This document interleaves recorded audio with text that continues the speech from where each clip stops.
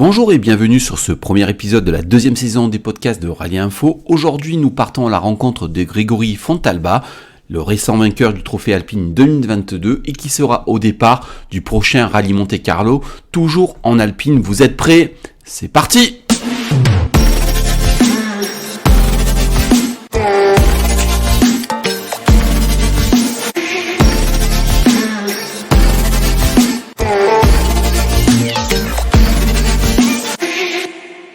Avant de vous faire écouter l'interview de Grégory Fontalba, on préfère vous prévenir à l'avance, la qualité sonore est un petit peu faible, on s'en excuse, effectivement l'interview n'était pas destinée à un podcast au départ, elle était destinée à notre site www.rally-info.site, on vous rappelle l'adresse, en fait elle était destinée à un article, cet article paraîtra dans quelques jours, mais vu la qualité des propos de Grégory, on a décidé de vous l'offrir en avant-première sur nos podcasts.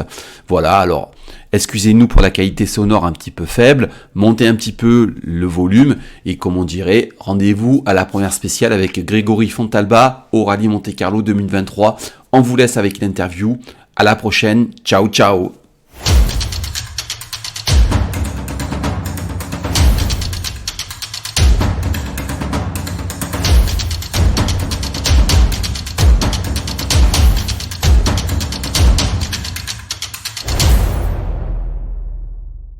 Écoutez, bonsoir et merci de répondre à nos questions. Voilà, on reçoit Grégory Fontalba sur Rallye Info. Alors, la première question que je vais vous poser, vous êtes donc au départ du Rallye Monte-Carlo 2023. C'est le début de votre saison. Quels seront les objectifs du Monte-Carlo et comment ça s'est un petit peu monté cette opération ? Dites-nous un petit peu. Tout d'abord, bonsoir. Merci de me recevoir. Oui. Du coup, le Monte-Carlo, alors comment il s'est monté ? Déjà, c'est parti d'un de nos sponsors qui, après le Cœur de France, où on a été titré mathématiquement, a souhaité se faire plaisir et nous faire plaisir. Oui. Et donc, a souhaité nous accompagner et partir dans l'aventure du Monte-Carlo. On a aussi sollicité, du coup, GT2I qui a répondu favorablement, à savoir que GT2I nous suit depuis mes premiers tours de roue. Et c'est comme ça que de fil en aiguille, le projet s'est monté. On a quand même mis un petit peu tout ça sur la table avec mon copilote. On a regardé un petit peu les coûts supplémentaires en dehors de la saison 2023, parce qu'il n'était pas question d'hypothéquer un rallye de la saison 2023 pour aller faire le Monte-Carlo. Et puis, de fil en aiguille, on a réussi à boucler le budget. Donc ça a été la première étape qui s'est déroulée après le Cœur de France. Donc en fait, quand on est arrivé, pour situer un petit peu tout ça dans le temps, quand on est arrivé au Var, on savait déjà que le Monte-Carlo était la prochaine étape. Bien. Donc voilà, ça a été plutôt le montage et l'aspect financier pour ce rallye. D'accord. Alors vous partez donc bien sûr avec l'Alpine, c'est ça ? Tout à fait, oui. C'était une demande d'un de nos partenaires de le faire avec l'Alpine. C'est clairement pas la voiture la plus adaptée pour ce type de rallye, mais c'est finalement cette rallye qui nous a permis d'être titré cette année. Donc il était normal qu'avec l'Alpine, on aille au Monte-Carlo. D'accord. Alors l'objectif au Monte-Carlo, ça sera quoi en fait ? Dites-nous un petit peu. Sincèrement, c'est de boucler tous les soirs toutes les spéciales et d'arriver à Monaco. Dimanche, on arrive à faire toutes les spéciales sans repartir en super rallye. Pour nous, ça sera la première victoire. C'est vraiment un rallye avec l'Alpine qui va être très très compliqué. On n'a qu'une roue de secours, ça veut dire que le matin, quand on va partir de Monaco, il faudra qu'on prenne un choix de pneus qui va nous faire toute la matinée. Avec une roue de secours, on ne peut pas se permettre de faire un mix entre du MW ou du soft ou du super soft. Il faudra avoir la monte qui est le bon compromis, donc, et pas crever. Donc ça va être le gros défi, ça va être là. Après, bien sûr, qu'on jettera un œil sur les chronos et voir où elle se situe par rapport à d'autres Alpines. J'ai entendu dire qu'il y avait 5 ou 6 Alpines qui étaient engagées. Donc après, on verra un petit peu là où on se situe. Mais clairement, ça sera plus un rallye raid qu'un rallye sprint. D'accord. Ok. Après, moi, pour connaître un petit peu Cédric Robert, je l'ai suivi la saison dernière et ça n'a pas été évident en Alpine. Hein. Ça a été un petit peu compliqué. Pourtant, il connaissait le rallye. Je sais pas, vous l'avez pas fait, il me semble. Hein. première fois qu'on fait un rallye, même un championnat du monde, donc c'est aussi un rêve, un aboutissement. Hein. Ouais. Et l'exemple était bon, hein, justement. Hein, voilà, Cédric Robert, qui est quand même un pilote, on va dire chevronné, qui a beaucoup d'expérience. On avait vu qu'avec l'Alpine, c'était compliqué. Et un mauvais choix de pneus pouvait engendrer beaucoup de pertes de temps derrière, voire même des sorties, hein, parce qu'en propulsion sur la glace, par exemple, on ne peut pas se permettre d'avoir des pneus pas adaptés. D'accord. Alors, on va aussi revenir sur votre saison 2022, notamment le Rallye du Var. Alors moi, j'y étais, hein, j'étais au bord des routes et j'ai trouvé que voilà, les passages étaient fabuleux. Vous étiez 11e, c'est ça, avant la dernière spéciale. Et puis, on va parler un petit peu de cette dernière spéciale. Qu'est-ce qui s'est passé exactement? Vous pouvez nous en parler un petit peu? En fait, pour revenir au départ de ce Rallye du Var, il était bien entendu hors de question qu'on abîme l'auto. Parce que le budget du Monte-Carlo étant bouclé et le budget de la saison 2023 étant fait, on savait qu'on n'avait pas une grosse marge de manœuvre. Donc on est parti sur un rythme, on va dire, soutenu. Hein. On n'était pas là non plus pour se promener, mais on n'avait pas besoin d'aller chercher une première place puisqu'on avait déjà le titre en poche. En roulant, Fabrice a fait une bêtise dans la première spéciale, mais a fait des super chronos et a remonté un petit peu son temps perdu à la première spéciale. Il a fallu que le samedi, on commence un petit peu à hausser un petit peu le rythme pour conserver une place, on va dire, honorable. Il se trouve qu'avec l'abandon de Panayotis dans Colobria, si je me souviens bien, il casse la transmission, il s'est même retrouvé le soir en tête de la Coupe Alpine. Donc forcément, le dimanche matin, on avait à cœur de conserver cette place, parce qu'on reste quand même aussi des sportifs et on aime la gagne. Seulement, dans la première spéciale du dimanche matin, on a eu un souci technique, et on a fait toute la spéciale avec que la roue avant gauche qui freinait, la roue avant droite ne freinait pas du tout. D'accord. Donc au bout de 500 mètres, en fait, on avait perdu les freins. J'ai fait quasiment les 3 quarts de la spéciale au frein. D'accord. C'est ce qui nous fait perdre plus de 40 ou 50 secondes, je crois, sur Fabrice. D'accord. Qui a bien sûr profité de ce problème technique pour se hisser aux avant-postes de ce rallye. Et clairement, il le méritait parce qu'il a fait un rallye fabuleux avec des chronos qui étaient quand même très très jolis. Okay. Donc ça, c'était la problématique de la première spéciale du dimanche matin. Du coup, derrière, on a réussi à réparer. On est parti dans la deuxième spéciale avec pour objectif déjà de s'assurer que ça allait tenir la réparation, que la voiture allait fonctionner, parce qu'il y avait quand même c'était quand même une spéciale assez rapide et avec quelques vides, donc je ne voulais pas non plus m'engager dans une spéciale sans frein, c'était trop dangereux. Puis bon, on a commencé à rouler un début de spéciale et le rythme est très vite revenu, la voiture s'est comportée parfaitement et du coup on a monté de plus en plus le rythme pour essayer de faire un joli chrono. C'est ce qui s'est passé parce que je crois qu'on récupère plus de 9 secondes sur Fabrice et sur Jean-François Amour, je crois on récupère 20 secondes. Donc en fait, avant la dernière spéciale, il nous restait moins d'une dizaine de secondes de retard sur Fabrice. Donc qu'est-ce qui s'est passé? On a roulé très très fort dans la dernière spéciale.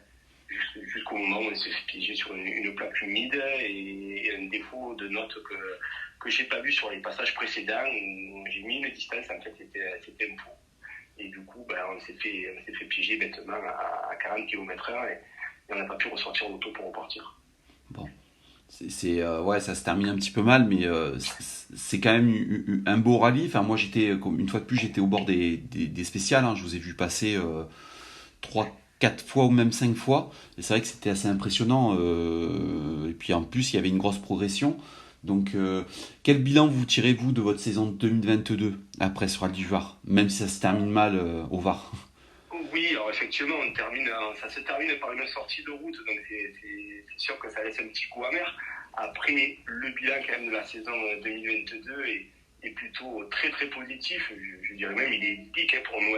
Oui. Il faut savoir qu'au Charbot, on s'est engagé pour faire un one-shot, on ne savait pas du tout où on allait se situer dans la Coupe Alpine, on ne connaissait pas trop non plus nos adversaires, donc on avait décidé initialement avec Stéphane, mon copilote, de s'engager sur un one-shot.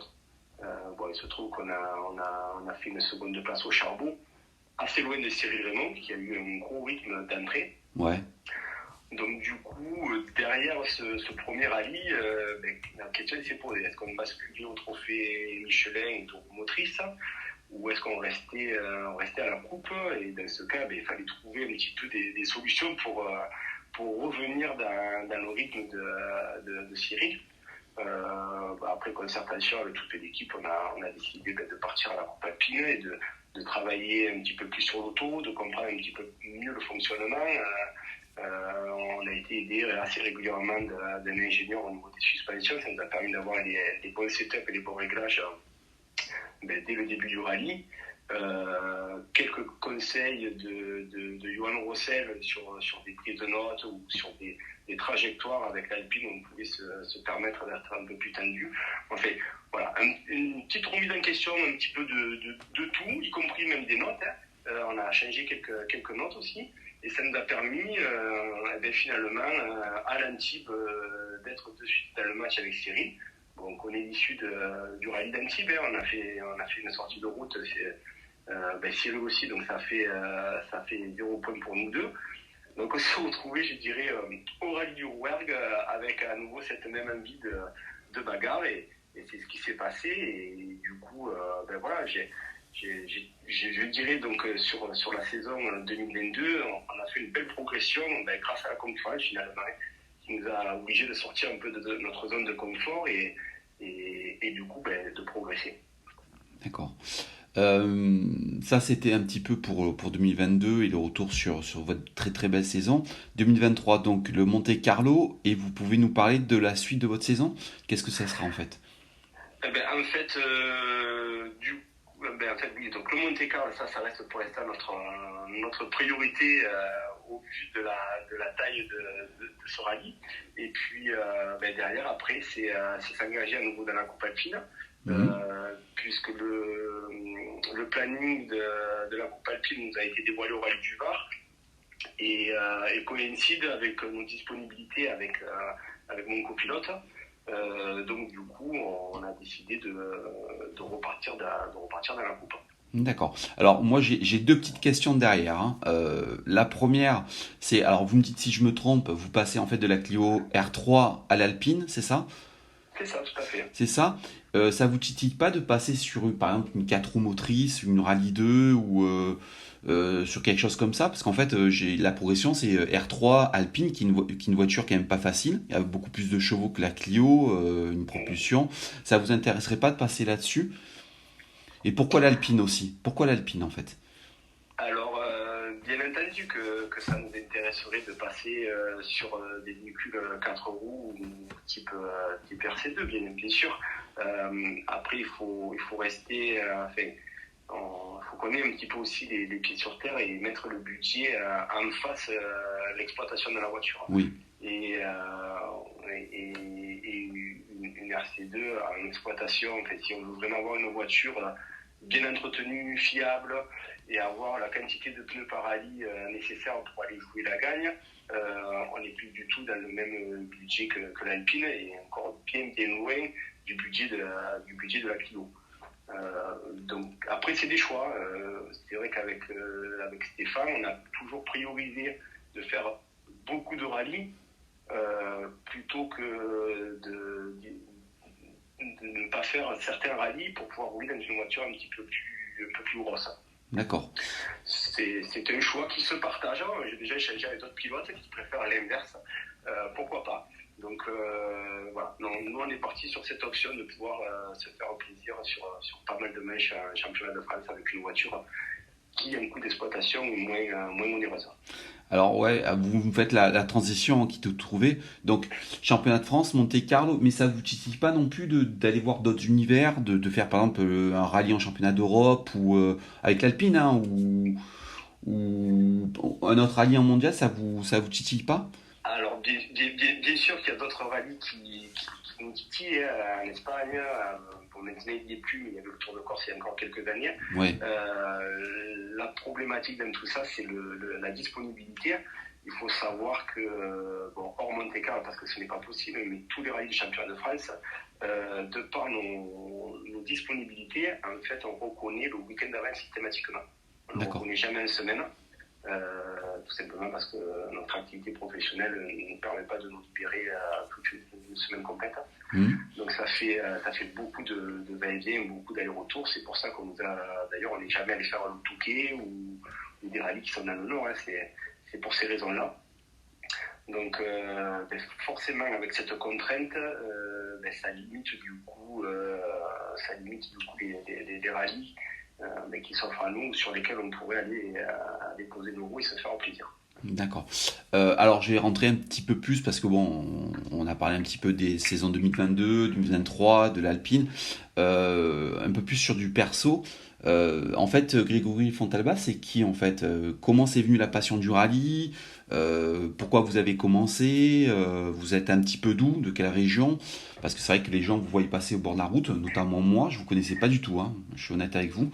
Voilà, si vous pouvez un petit peu nous parler de vous.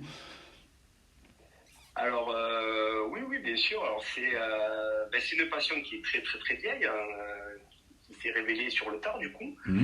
C'est une passion qui a démarré à l'âge de 10 ans. Donc je suis origine de Nîmes. D'accord. Donc je suis né en 1974, j'ai 48 ans. À l'époque, on avait le rallye des Garrigues qui se faisait à Nîmes. Oui. Et du coup, mon papa m'a mené forcément dans le prologue autour des arènes où je voyais des voitures, des Renault 5 Turbo passer, des Maxi avec Sens au volant, Oriole, à l'époque Philippe Touraine. Donc tout ce genre de voitures qui font que je pense que quand on est un petit garçon, ça fait rêver. D'accord. Donc j'ai eu cette première approche-là. Et puis, quelques années plus tard, j'ai mon beau-père, Michel Abric, qui m'a amené dans sa passion, qui était le rallye. Donc, je me suis retrouvé à l'âge de 16 ans à aller faire des reconnaissances avec lui, à tourner autour de cette roulée sur une Renault 5 Turbo, donc à tourner autour de cette voiture, à aller faire des rodages, puisqu'à l'époque, on avait le droit de rouler sur route ouverte avec ces voitures. Donc forcément, à 16 ans, quand on vous propose ça, on ne peut que corriger. C'est ce qui s'est passé. Et puis après, le coup de la vie, le fil de la vie m'a fait un peu m'échapper de ce monde-là.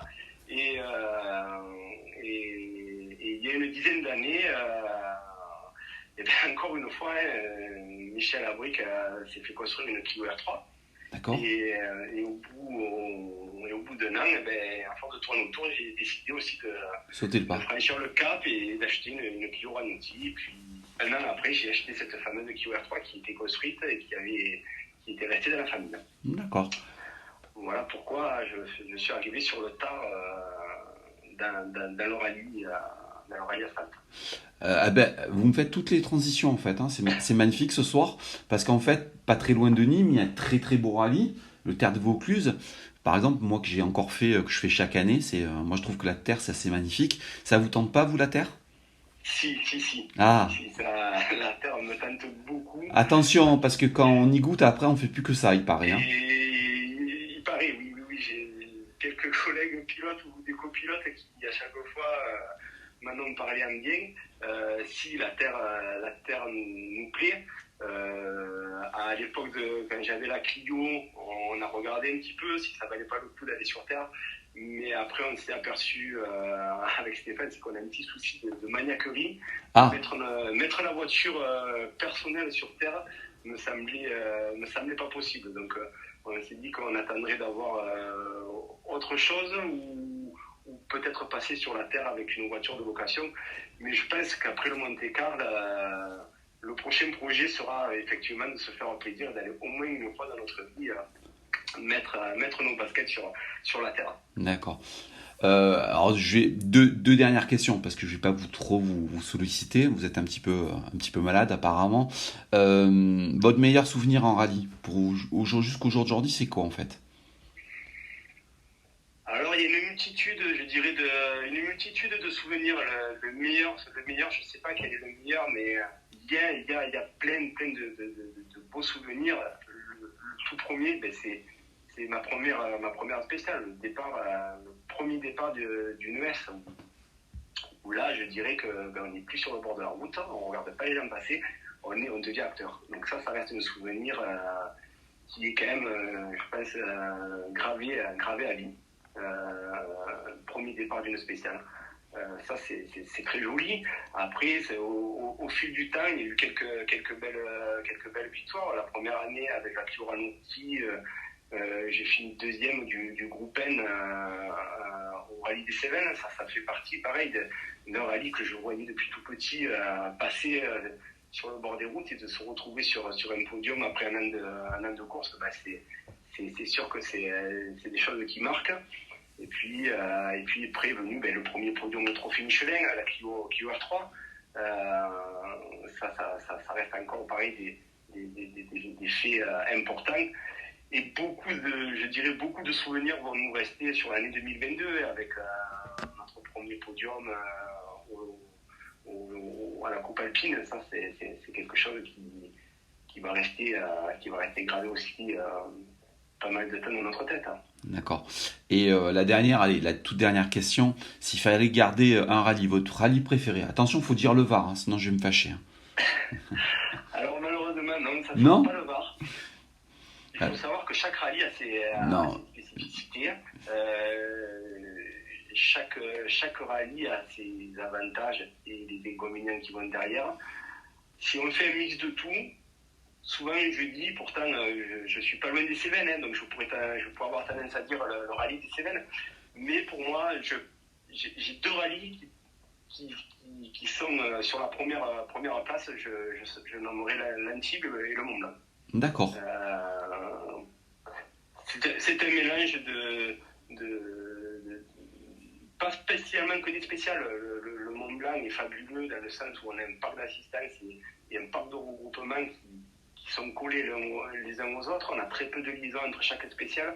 On a des belles spéciales avec des beaux paysages. Donc c'est un ensemble. Je ne parle pas que des routes, parce qu'effectivement, si on parlait uniquement de la route, le rallye du Var pointerait forcément son nez. Mais si on met tout un ensemble, assistance, parc de regroupement, pour moi ça serait Antibes et Mont Blanc. D'accord. Et puis je suis impardonnable parce que la dernière question et après je vous libère. Alors moi j'ai rencontré j'ai rencontré beaucoup de pilotes. Je suis assez proche de Cédric. Qu'est-ce qui fait, on parle de l'Alpine, que c'est une voiture magique. Pour vous, qu'est-ce qui fait que cette voiture est magique? Alors, il y en a qui disent que c'est le comportement, il y en a qui disent que c'est le moteur. Pour vous, qu'est-ce qui fait que cette voiture est autant aimée?